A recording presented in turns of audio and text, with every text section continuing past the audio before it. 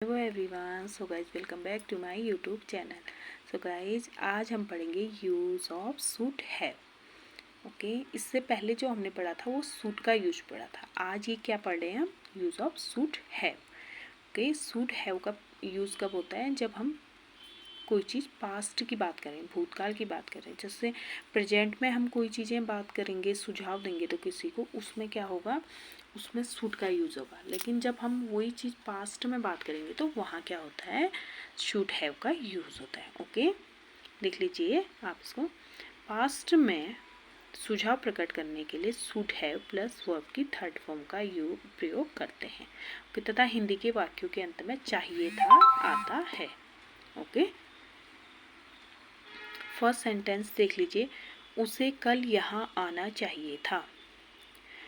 He should have come here yesterday. Okay, इसमें क्या होगा? उसमें तो सिंपल, जैसे उसे घर नहीं बेचना चाहिए, हम ऐसे बोल रहे हैं ना, तो वो प्रेजेंट में बात कर रहे हैं हम। ये चीज़ें चाहिए था, चाहिए थी, ऐसे करके बोलेंगे तो ये क्या होता है? पास्ट की बात होगी। तो पास्ट में क्या हो जाएगा? शुड तो लगेगा, हैव लगेगा, उसके साथ वर्ब की थर्ड फॉर्म आ जाएगी। ओके, उसमें फर्स्ट फॉर्म आती है तो इसमें थर्ड फॉर्म आ जाएगी। ओके, तुम्हें मुझसे बात करनी चाहिए थी। You should have talked to me. Okay, उसे समझना चाहिए था। He should have understood. Okay, next है सुमित को पढ़ाना चाहिए था। Sumit should have taught. Okay, अब देख लीजिए ये उसे आना चाहिए था।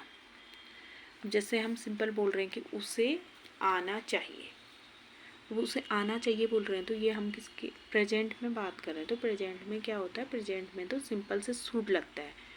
ओके, और वर्ब की फर्स्ट फॉर्म लगती है। लेकिन ये क्या है? उसे आना चाहिए था, तो ये क्या हो जाएगा? सी शुड हैव कम।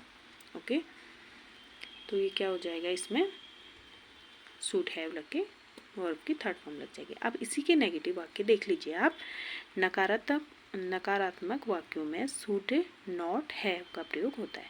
अब देख लीजिए, कोई भी चीज़ होती है ना, जैसे मैंने आपको इससे पहले भी वीडियो डाली थी जो टेंस वाली, तो उसमें आपको पता है जैसे कहीं अगर प्रेजेंट परफेक्ट कंटिन्यूअस में हैव बीन लगता है तो उसके बीच में क्या लग जाता है? नॉट लग जाता है। वैसे ही नकारात्मक वाक्यों में शुड हैव के बीच में नॉट लग जाएगा। ओके, ये नहीं कि शुड हैव के बाद नॉट लगेगा। इसमें क्या होगा? नकारात्मक वाक्यों में शुड नॉट हैव का प्रयोग होगा। आप देख लीजिए, मैं इसके एग्जाम्पल बताती हूँ, आप समझ जाइएगा इससे।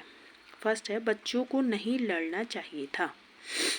The children should not have fought.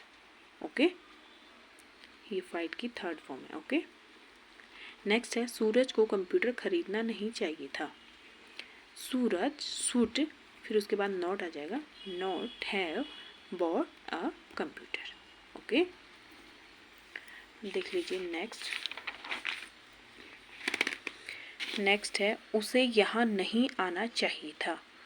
He should not have come here. Okay, अब आप ये समझ गए होंगे, मैंने बता दिया था आपको ही के बाद क्या आता है? शुड आता है, उसके बाद नॉट, फिर हैव। ये नहीं कि शुड हैव के बाद नॉट आता है, ये ऐसा नियम नहीं होता है। नियम यही होता है कि शुड और हैव के बीच में नॉट का यूज़ होता है वाक्यों में। ओके, अब आप देख लीजिए इंट्रोगेटिव सेंटेंसेस। प्रश्नवाचक वाक्यों में क्या सबसे पहले आने पर शुड सबसे पहले आता है, फिर सब्जेक्ट, फिर हैव का प्रयोग किया जाता है। ओके, ये चीज़ें तो मैंने कई टेंसों में भी क्लियर करी हैं कि जो होता है जब क्वेश्चन मार्क आता है तो वहाँ जो होता है टेंसों में भी जो उसमें हेल्पिंग वर्ब लगती है वही सबसे पहले आती है। तो ये चीज़ें रूल सभी में एक जैसे होता है। अब मैं समझाती हूँ, आप समझ जाइएगा इसमें। फर्स्ट है क्या उसे पढ़ाना चाहिए था। अब इसमें क्या सबसे पहले? तो शुड आ जाएगा। Should he have taught. Okay, फिर क्वेश्चन मार्क आ गया। अब देख लीजिए क्या उन्हें बाजार जाना चाहिए था। Should they have gone to the market. अब आपको पता है गो की थर्ड फॉर्म क्या होती है? गॉन होती है। गो, वेंट, गॉन।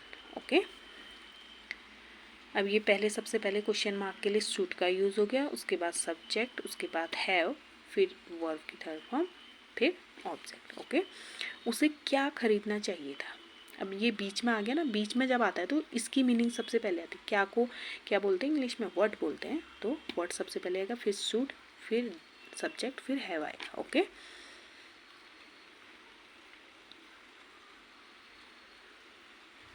अब देख लीजिए, what should they have bot.